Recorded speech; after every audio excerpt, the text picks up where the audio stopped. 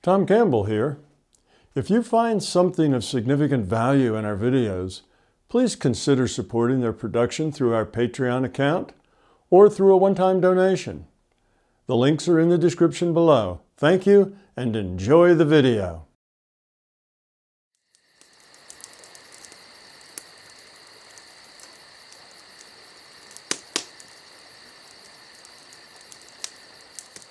All right, please go ahead, Jan. Hello, everybody. I wanted to ask about a question that comes up lately because I get pushed to that sense of loving others overly out of fear or out of guilt, not being good enough, and then trying to love them so that they can't hate me. You know what I mean?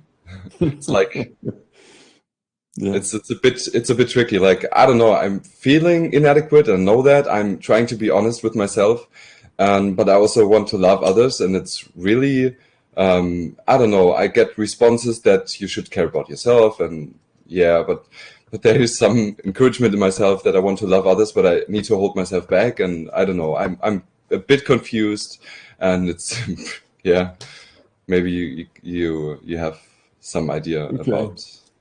Well, you should continue to work on your getting rid of those feelings of inadequacy, because that's the key thing. It makes you want to go put on an image. It makes you not want to be you. It makes you want to be somebody else. So then you try images. Oh, I'll act like this, and then people will like me and they'll think I'm adequate. And oh, well, that didn't work. So maybe I should be like that, and you're constantly trying on one image or another, trying to be what you think you should be for people. And that's not really helpful. You need to just be who you are. Just be the person you are and not worry about, let the other people be who they are, interact with them, see if there's something that's interesting there that you like. If there is, fine. If there isn't, then find other people. So first thing is to work on that sense of insecurity and let it go and stop trying to be who you think other people want to see. Now, when it comes to loving other people, when it comes to be caring about other people, there's, of course, the dichotomy between being caring and appearing to be caring, pretending to be caring, acting as if you're caring. Well, there's a big difference between acting and being, as we've discussed. You've heard me talk about many times. So make sure that you're not acting. You're not playing a role to get a response, that you're just being. And when you're just being, you have to be sensitive to other people. You have to be aware of how you affect others. And that has to control what you say, and what you do. Another aspect of this is telling the truth. Okay. Is it not best just to tell the truth to everybody all the time? And wouldn't that be the best thing? No, it's not. Telling people truth that they can't use, or that upsets them, or that makes them feel bad, or that damages their self-esteem, is not helpful to them. So you have to be careful about not sharing some things just because other people won't know what to do with it, won't know how to place it. If it's outside of their own experience or outside of their own feelings, they're going to have a really hard time interpreting it because they don't feel that way, or they don't have that information. So at that times, it's better to keep it to yourself. Or when you have friends or have other people that can share that feeling, they do understand because they've been there. Well, now you can say a lot more. You can tell all those truths because that person will get it, you see. So one, you just can't say everything to everybody. You have to be a little careful about how you present yourself to different people, because remember, their reality isn't your reality. Their reality is not the reality. There is no the reality. Everybody has their own reality.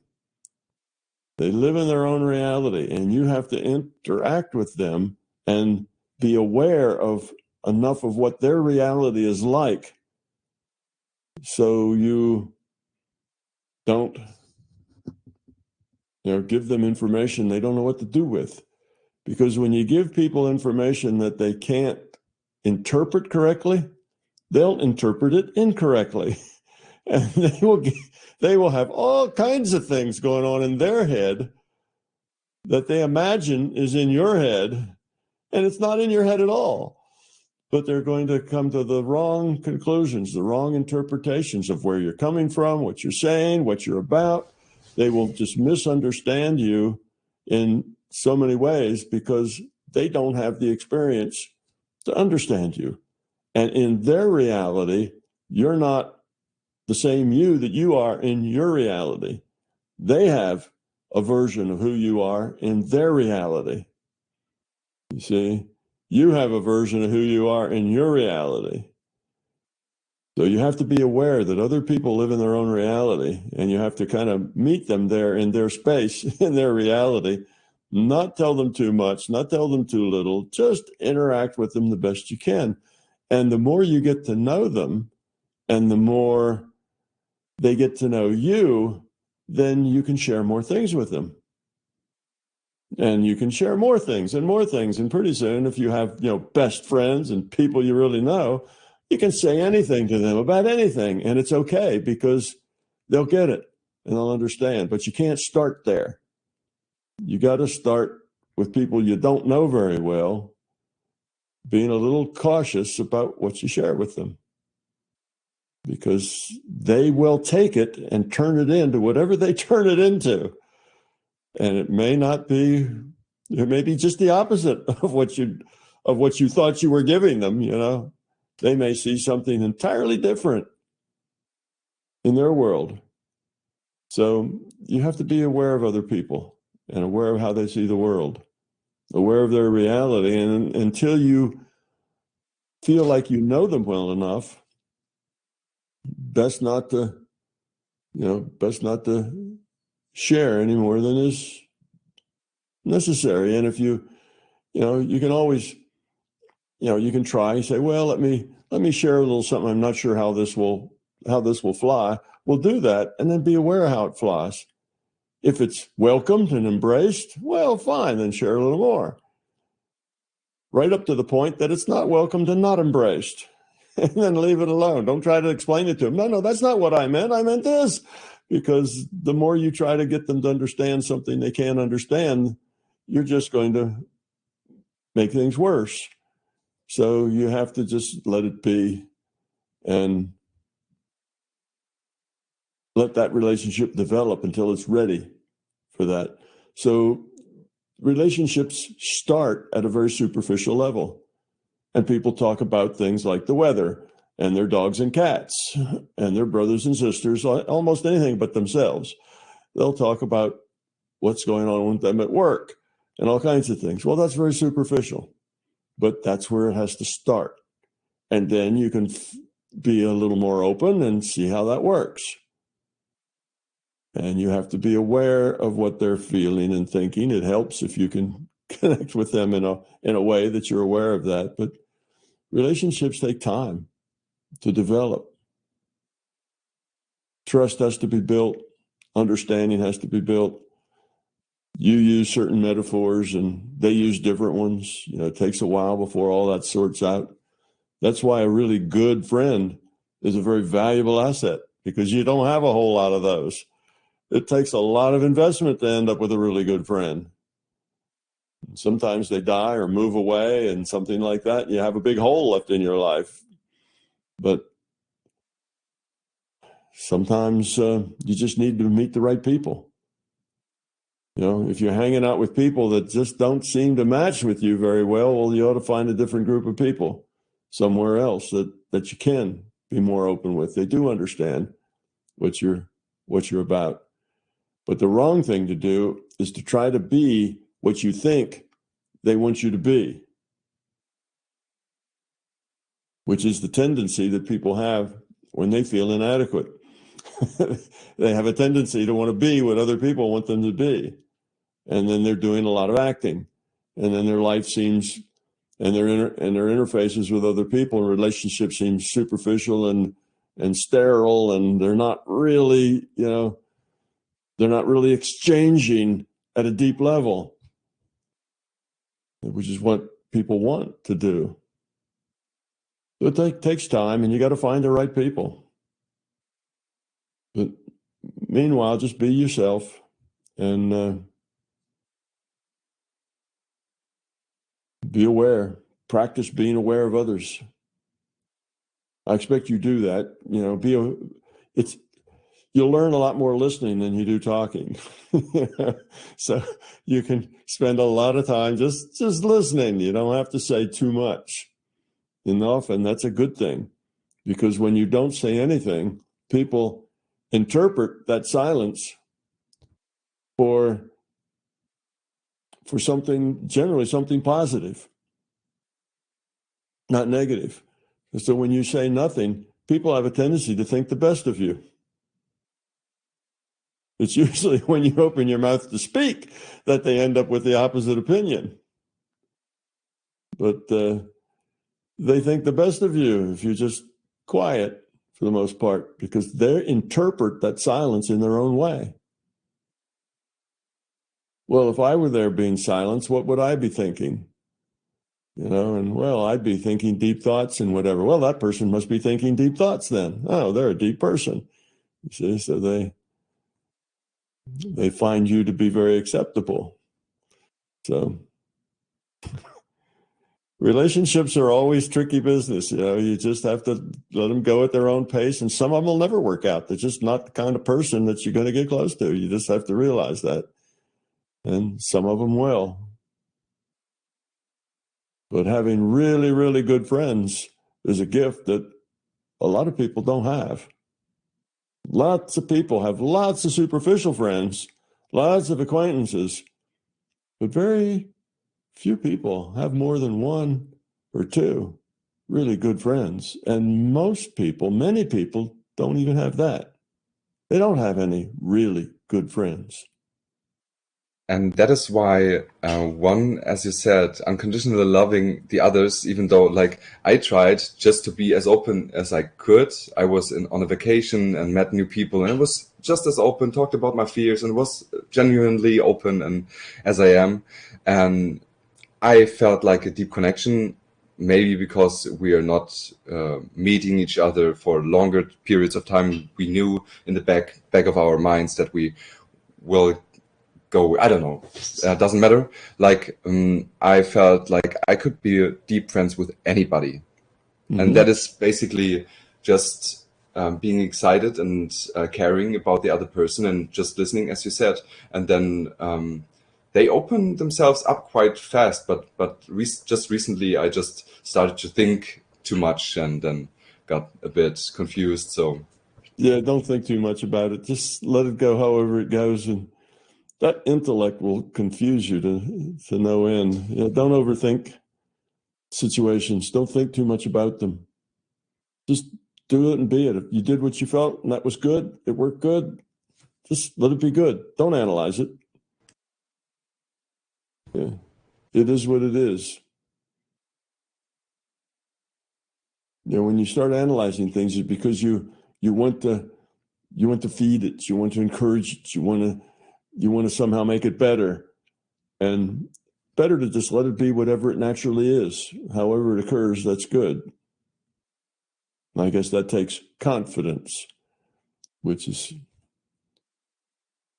part of your problem. You don't feel very confident. But if you learn to just let things be, that'll build your confidence, because everything will work out just perfectly. If you just let it be however it is, it'll be perfect.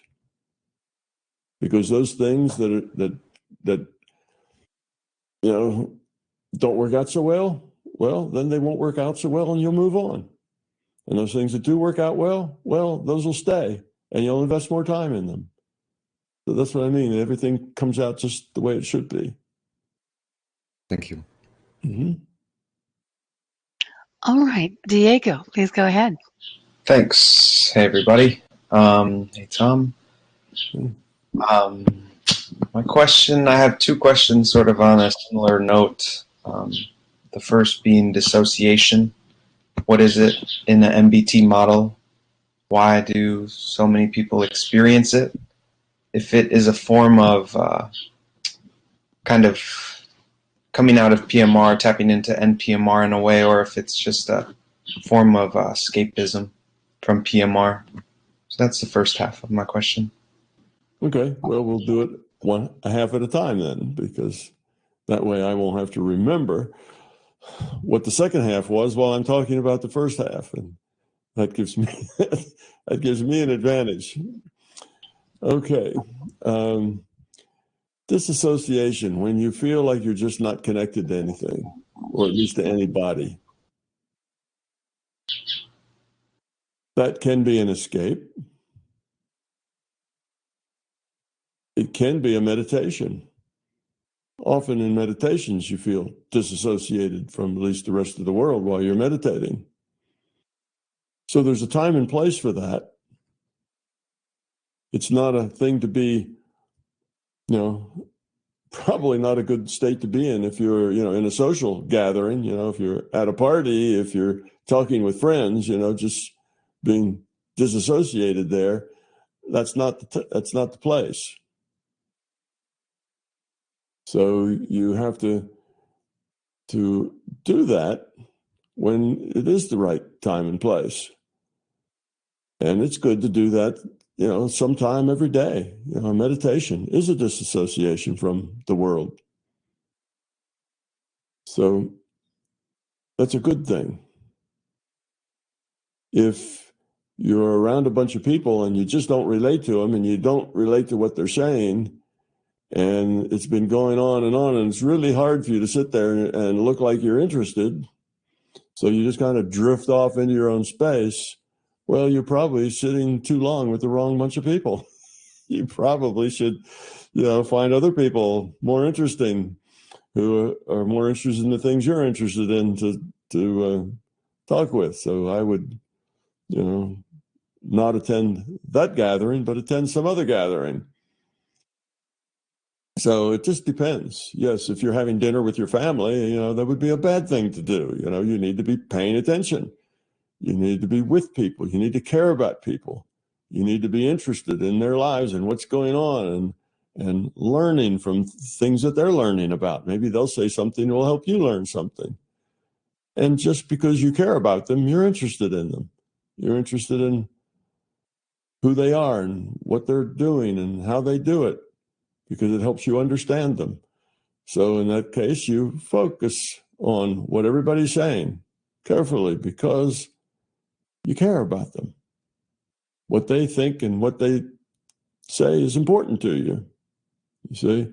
So then you do. But if it's not important to you, if the only person who's really important to you is yourself, then you can be sitting in a crowd of people and they're talking to you and you just kind of wander off into space someplace and you're not really listening. And when they're talking to you and telling you this and telling you that, and you go, huh? I missed that because you're not paying attention. Well, then that's escaping. Yes. And it's generally being self-focused. You're more interested in what's going on in your head than you are interested in what's going on in their head. So you just kind of slip out. Pay attention to what's going on in your head. Well, like I say, there's time and place for that. You need to deal with things in your head, but you also have time to listen to other people and be attentive to them. So I guess the point is that whatever it is you're doing, be purposeful with it. If you're sitting around a dinner table with your family and you're concerned about something in your own mind, put it off. Say, well, this isn't the time for that. I'll get to that later on this evening. And focus on them. And then later on in the evening, you can go, take a walk, and when you're taking a walk, you can process your own stuff. You can do something else. Or maybe at night before you fall asleep, you can process your own stuff. So it just depends. Do what you do, though, purposefully. All right, I'm having dinner with my family. I want to pay attention to them, everything. I want to find, it's all interesting because it'll tell me about them and who they are and where they are, and I care about these people. Or you're in a classroom and there's an instructor up there talking to you. That's not the place to be disassociated. That's the place to pay attention. I'm really going to focus on what they're saying, not just hear it, but really pay attention to it. Follow every detail of it. That was a big aha moment for me when I was in college. By the time I got to my junior year of college, I realized that this idea of taking notes was part of the problem, not part of the solution. I used to sit there and half listen and half take notes. And I wrote down everything that the professor said, everything that he put on the board. I mean, I just kind of duplicated what happened in that classroom. And I felt driven to do that. I was writing and, without even looking at where I was writing and doing things. And I had to capture it all. And then I realized in my junior year that all I had to do was pay attention. Just listen with, I don't know what I could say, but with focus, a real tight focus, listening to what they were saying. And I didn't have to take any notes. And I could do real well in all the tests because I really knew what this guy was talking about and why he was saying it. And I just had to listen to them. And when I was trying to take notes, I was only half listening. And I realized that if I just focused on it, I didn't have to take notes. I almost didn't have to study. I knew exactly where his head was, what was important, what he was trying to say, and I could ace all the tests just by paying attention to what the guy said. And that was a aha, school's easier than I thought. All you got to do is pay attention. And I'm sure the professors are standing up there talking. They wish those kids would pay more attention to what they say because they say things and they turn around and it seems like nobody in the class heard it. They wonder how that could possibly happen. Everybody's too busy taking notes or doing other things to pay attention. And then if you're going to do that, though, you always have to be prepared. Otherwise, you can't follow everything he says, which means you read ahead. You understand the material. You're prepared when you walk in to listen to that lecture. You know what the subject is. You've read something about it and you understand. And now you can follow him very, very well. So that was my big aha in how to go through college, was to prepare for a lecture. Don't walk in cold and say, well, I'll just walk in here cold. Let him tell me what he wants me to know, and I'll write it all down. Go in prepared and listen. But it's the same thing with life. You're talking about life and drifting off. It's the same thing. You have to really focus on people and what they're saying and why they're saying it and who they are and what's moving them to that point. Understand where they're coming from. And that takes focus. If you just half listen to people and they're just kind of noise yammering in the background, you'll miss all that. And your relationships will be very superficial. So if disassociation is a good thing sometimes, some places, but you can get out of balance with it. I know people who meditate, 6 hours a day. I think that puts them out of balance. They miss too much of their life that way. You need to have a balance between being there and, and being in your own head. So whatever you do, do it purposefully. You go to a social gathering, be social, pay attention. If you're not, you can disassociate and go inside your own head if you like, if it's profitable. If it's not profitable, then you're probably just escaping.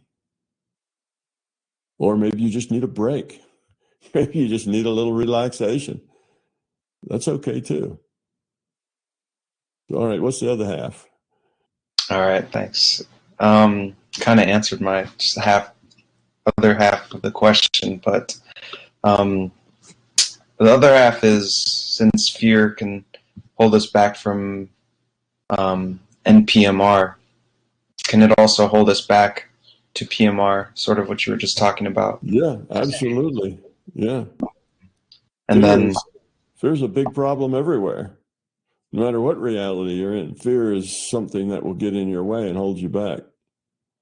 and I guess following up, what are some tools that we can use to be better focused in PMR as well as NPMR, but more focused, like you said, more purposeful, especially for those of us who struggle with ADHD tendencies?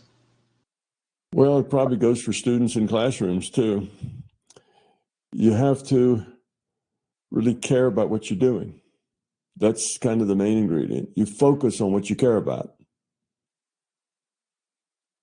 You tend to let drift the things you don't care so much about. Well, if you're caring, if your kind of beam of caring is only that wide, then unless something's inside that beam of caring, you're not focused on it. You just let it go. It's not important to you. What you need is to take it and widen that beam up so that what you care about is bigger, that you care about all of your life. You care about all the people in your life. They're all important.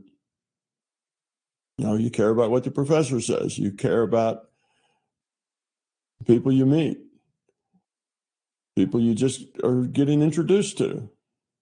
You know, and in which case you start paying attention more. So I would look there. I would look at, what do you care about? And is it all self-focused? I only care about the stuff that really matters to me. Well, then your caring is going to be, you know, a smaller focus. If it's, I care about other people because I learn from other people. I just want to understand other people. What makes them tick? Why do they do the things they do? How do they make choices? Because if I understand that, it'll help me make choices. I'll see behaviors in them, and then I'll find those same behaviors in me, you know, and I'll understand it better.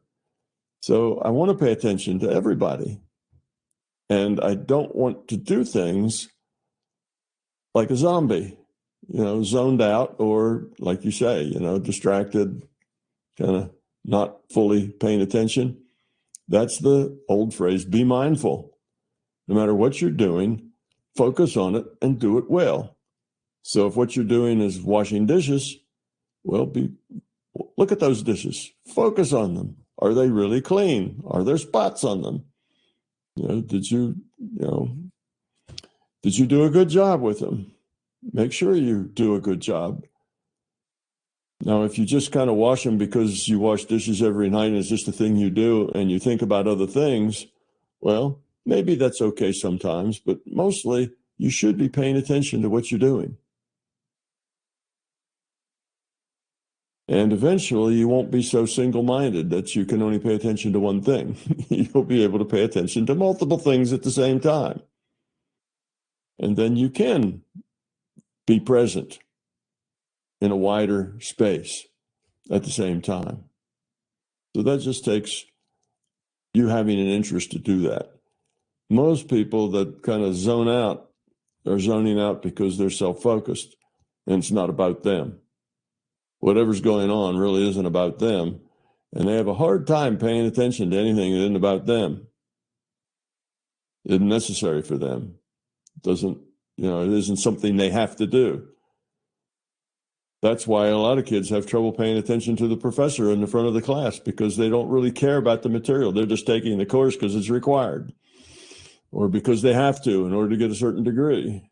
They don't really care. And when you don't really care, it's hard to make yourself pay attention. And if you don't pay attention, it's hard to really learn it and understand it. So most people go through life not caring too much about a lot of what they do.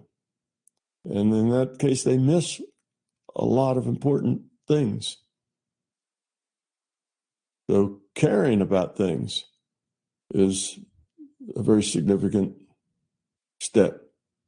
caring about things other than yourself, learning new things, growing, understanding others, appreciating others, other things. Then what you're interested in will grow, and you care about what you're interested in, that'll grow too. So it's perspective.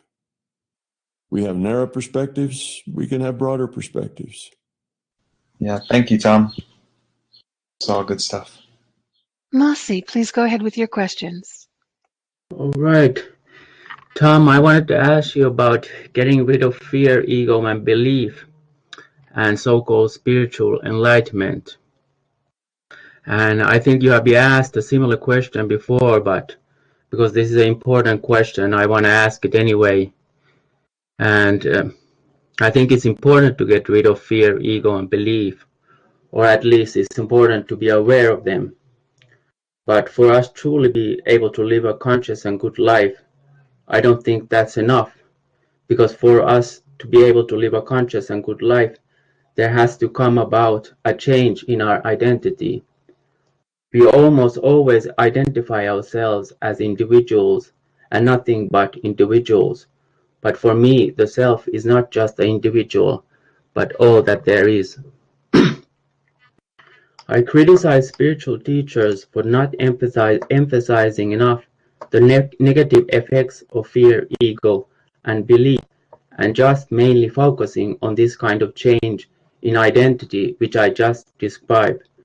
But on the other hand, if we just focus on trying to get rid of fear, ego, and belief, but never become aware what the self is on the most fundamental level, which for me is an individual that is not just an individual, but all that there is, we can never have truly a conscious and good life. So you just want me to comment on that? I didn't really hear a question. Because you don't emphasize this change in identity almost at all. You just talk about getting rid of fear, ego, and belief. Mm-hmm. If you get rid of your fear, ego, and belief, unless you are a rock, I would think that you would understand the bigger world and that you're a part of it and how you connect with that world and how you connect with people. You'd understand about caring and giving. You'd want to love. You'd want to give. It would be about others. It would be about what you could help. You would see yourself as part of a bigger picture, a bigger thing. And that would be enough. You don't have to see yourself in a religious context. You don't even have to see that there's a larger consciousness system. You would just intuitively understand that we were all one. We were all part of the same thing, that everyone's important and everyone's significant. I think once you got rid of the fear and the ego and the beliefs, that would be obvious. I don't think there'd be any way to miss that we are all in this together, because you'd care about everyone. You would understand and be able to feel and connect with everyone. You would feel one with all, because fear is what isolates us and makes us not be aware of that. So I think getting rid of that fear and the ego and the belief leaves you, compels you to be part of a bigger picture. Matter of fact, it is that bigger picture that concerns you. It's not self. You're no longer concerned with self. You're concerned with, what can I give? How can I help? And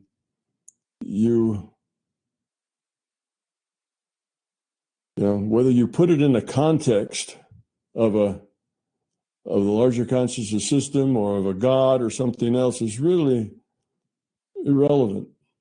That's not significance. That's the intellect trying to make a model. That's not really important.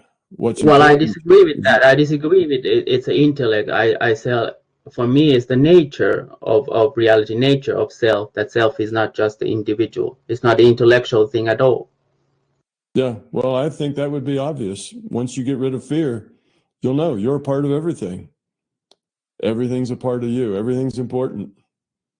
And you would, I think that would be just as obvious as the fact that you exist. I think it would just be obvious. I don't think that's a special thing that you'd have to learn. Now, if you have a lot of fear and ego and belief, then you can learn that from the intellect. Yes, there's a bigger whole, and we're growing to become one with this and to care about all people, and all that would be an intellectual thing. I think once you get rid of the fear, you just are that. It's just something you're aware of. But what if I argue that you can still have a non-dual experience, but still fear something, fear some things, certain things. Well, sure. You're saying you don't have to be perfect to get that understanding. I would agree with that. Most people are a mixture. It's not like either people are totally consumed by fear or they're totally free of it, and they're totally love. That doesn't describe very many people. People are a mixture. They have some fear and they have some love. And as that love grows, they care about others. They feel connected to other people. They begin to feel one with everything. They're not only connected to other people, but they're connected with the environment, with the critters and everything. They want to help. They want to be a part of the solution. And that means they have a sense of oneness and wholeness in the world. The more self-centered they are, then the less they have that. So, no, you don't have to be perfect. You can have some fear, but it's a continuum. So the less fear you have, then the more whole you are. The more fear you have, the less whole you are. And it's just a matter of growth. There are people who get to being love through a traditional religious path. There are people who get to becoming love through a completely non-religious path. That, I don't know, the context of it seems to me is only important to the intellect to decide, I'm non-dual, we're all one, we're all connected. You get rid of your fear, that's obvious. That's your life. You live that way. You don't need anything more than that. That just becomes an obvious thing. But sure, you can be non-dual and have some fears. You can be, any combination of the fear and the love. It's just better the more love there is and the less fear there is. Am I missing the point, Masi? No, I get it. I get what you mean. I do get what you mean. I'd like to ask another question. Okay. And it's related to positive thinking, and it seems that you support positive thinking. But I think positive thinking has its problems. There are two big problems with positive thinking. The first big problem with positive thinking is that positive thinking is usually based on either a positive attitude towards life or being positive about one's life situation. Positive thinkers are positive when one of these two conditions are met. When their life situation is positive enough for them, for example, their relationship, work, financial situation, or health are the way they want them to be, or that they can uphold a positive attitude towards life regardless of their life situation. Mm-hmm. The problems arise when neither of these conditions can be met, when their life situation is no longer as positive as they want it to be, or that they cannot maintain a positive attitude towards life anymore. There's an even bigger problem with positive thinking. That is that positive attitude towards life or positive thinking is not the same as awareness. There are a lot of positive thinkers who are not conscious people. What I mean by awareness is the awareness that the self is not just the individual, but all that there is. This non-dual experience of self and existence has nothing to do with positivity or negativity, although of course both positivity and negativity are part of this one all-inclusive existence. I don't really even know what it means to be positive or to be a positive thinker, because for me, the self is both positive and negative at the same time, all the time, because the self is everything. For me, most of psychological suffering is caused by the absence of this non-dual experience, where the individual experiences himself or herself as everything and not just the individual, not because people are not positive enough or because they are too negative. Okay. Well, there's other downsides to positive thinking that you didn't mention that I would mention, and that is if you use that positive thinking to get what you want. If it's an ego, if your ego says, well, I can use my intent to get what I want, I just have to be real positive about it. And then you can make yourself positive about it. And, you can do that to manipulate other people. And to manipulate things. But that's not really what I mean about being positive. I mean, it turns out to mean kind of the same thing. Be positive is another way of saying don't be negative. It's maybe another way of saying that same thing. If you're negative about things and you see the dark side of everything, you see the problem of everything, that is all about you. That tends to feed the fear. That tends to feed the ego. And that tends to create beliefs. So that tends to be dysfunctional. If you're positive about things, it does just the opposite. Positive isn't being positive, it's positive is positive about what's out there. Positive goes out to other.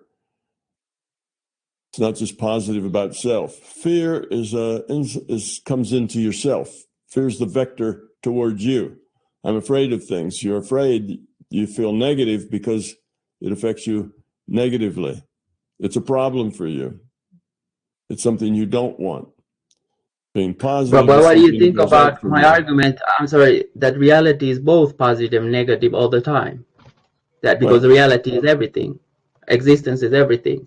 And we don't have to suffer that there's negativity in the world, even though there is whatever we define subjectively as negativity. Of course, because negativity is our subjective view. What is negativity? Just like positivity is nothing but subjective view of positivity. If we all didn't have ego and fear and belief, if all of us were just beings of love, there would be no negativity. Everything would be positive. But there would be okay, I agree with that, but still as a concept there would be still the opposite of what is love. If love is positive as a concept, there still would be this negative. Sure, you can always have that there could be a concept, but the concepts would never occur to you. The concepts you'd never think of. Intellectually, you could say, oh, I could go buy a gun and shoot you just because I want your car. But you really wouldn't, you could think of that, but you'd never, it would be an abhorrent thought because you really like that person. You care about them and you don't need to have their car at all. You see, so yes, you could think of it. It could be, you could write a fictional book about it if you like, but it wouldn't be part of your reality. When you're positive, if everybody were love, there would be no negativity in the world. Everything would be positive. Matter of fact, everybody would be in kind of joyful. Everything would be good. So we want to move in that direction. Yes, the way we are now, full of fear and full of ego, there's good and there's evil. There's things that are positive and things that are negative. And we would like to move from the negative toward the positive. That should be our general direction of growing. It's what we should do. And yes, I would agree, we need to accept the world as it is. The world is the way it is. But I mean, when I say accept it, it's not like, and it's okay to be that way. No, it really needs to be more positive. We really need to learn to love and care about each other. We need to do that. But I accept it is the way it is, in the sense that I don't fault people for being who they are. Okay, here's somebody and they have, a self-centered streak in them, or maybe they're nasty, or maybe they want to tell everybody what to do. I don't judge them for that. They just are who they are. You see? So I accept things that they are the way they are. But to me, if you're part of the solution, then you're part of moving things toward love. You're part of moving things toward being positive. If you're not part of the solution, then you're part of the problem, in the sense that you're not doing that. Now, maybe you think there's this middle line between being part of the solution and being part of the problem, that you're neither. You're not part of the solution. You're not part of the problem. You're just existing there. Well, I think that's probably not true. If you're just existing there and you're not trying to be part of the solution, I'd probably define that as being part of the problem. We don't want to just exist. We want to be in motion. We want to be becoming love. We want to be getting bigger pictures. We want to be moving toward non-dualism. We need to be moving toward that direction. If we're not there, then we need to be moving there. You see, it's all about moving and being and becoming. So things just they're not stuck the way they are. So that's why I continually say, be positive, be caring, be loving, get rid of your fear and your ego. Because when you are, you're going to end up a non-dualist, even if you've never heard the word before, even if the concept's never been mentioned to you. You're going to end up that way because you're going to care about everything and you're going to love everybody. And you're going to see yourself as just a piece of a bigger whole of everything. So you and everything else are all one. It's what you are. It's what you care about. So you're going to be a non-dualist, like I say, not through instruction or not even through, thinking about it or understanding, but you'll just be that way. So that's where it ends up. I talked to a non-dualist. I had a little talk with one on the internet the other day. Mr. Rupert Spiro. And Rupert Spiro and I had a conversation that will be published by him and his group.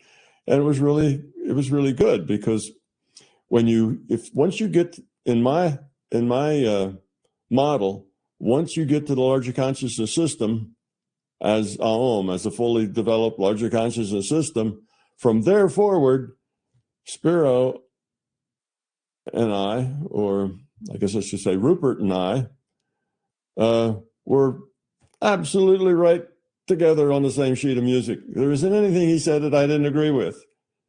It was absolutely connected.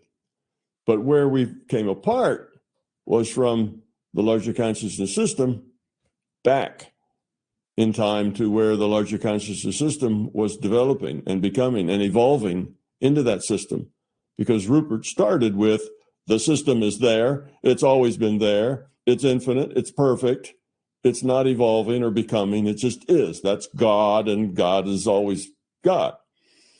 Whereas I start from the beginning with a reality cell that can only determine this way from that way, and then I develop it up to a larger consciousness system, and therefore I have things like the system is an information system, it's evolving toward lower entropy. Lower entropy in a social system is evolving toward love, and I have all that then. That is a whole lot more information. So if I start at larger conscious system and move forward, Rupert and I were absolutely eye to eye on everything else. But where we fell apart was my larger consciousness system is not perfect. It's evolving. It's a work in progress. It's lowering its entropy, and so on. And I start that out as consciousness, and see how consciousness evolves and our consciousness. And so I had a lot of details in my model that it was never in his picture, because he started with the LCS and goes forward. Other than that, he says God, I say LCS. there isn't any difference between what we mean. It's source, so we got along.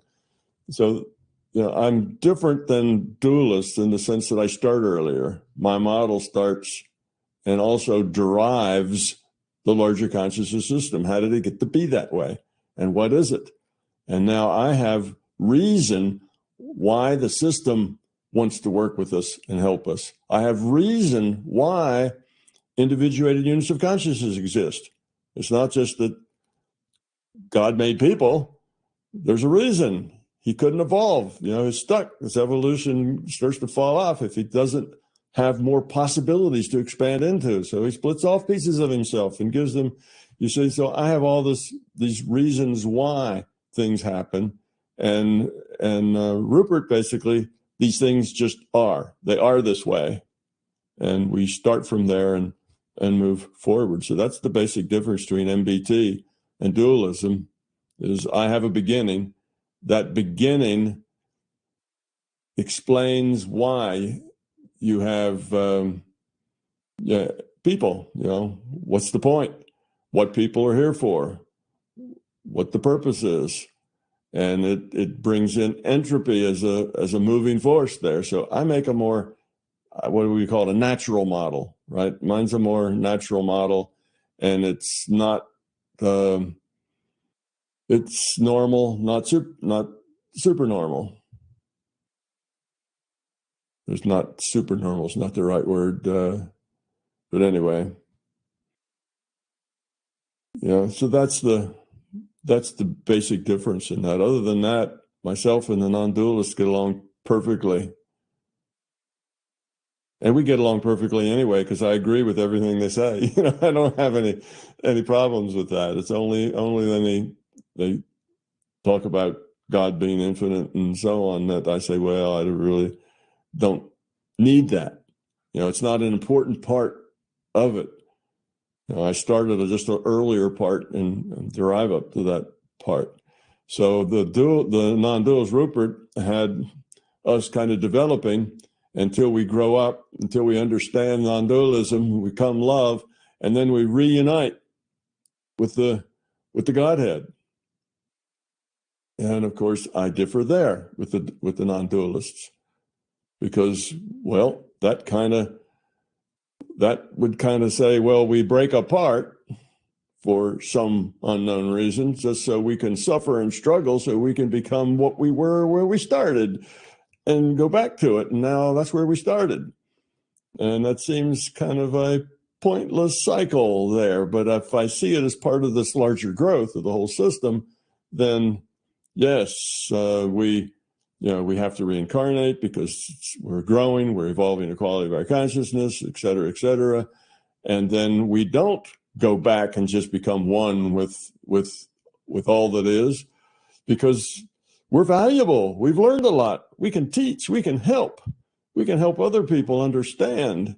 And why, right when we're in our most capable, do we want to disappear and take ourselves out of the market of teaching? So those are the two areas. On the very far end, I disagree with the non-dual, and on the very front end, I disagree. But everything in the middle, I think there's no disagreement at all.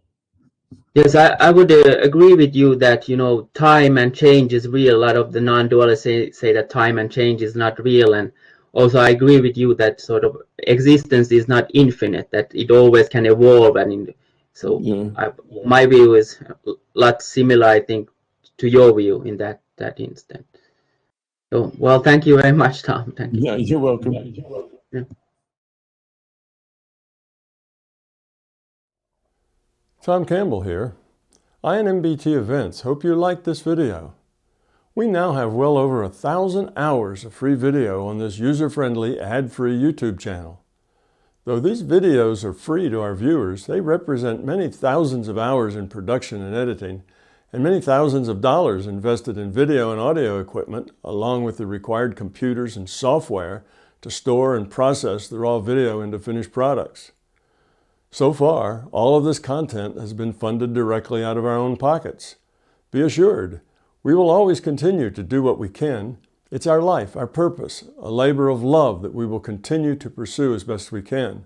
However, those pockets are not as deep as they used to be. Thus, we are now seeking to augment our resources with support from our viewers.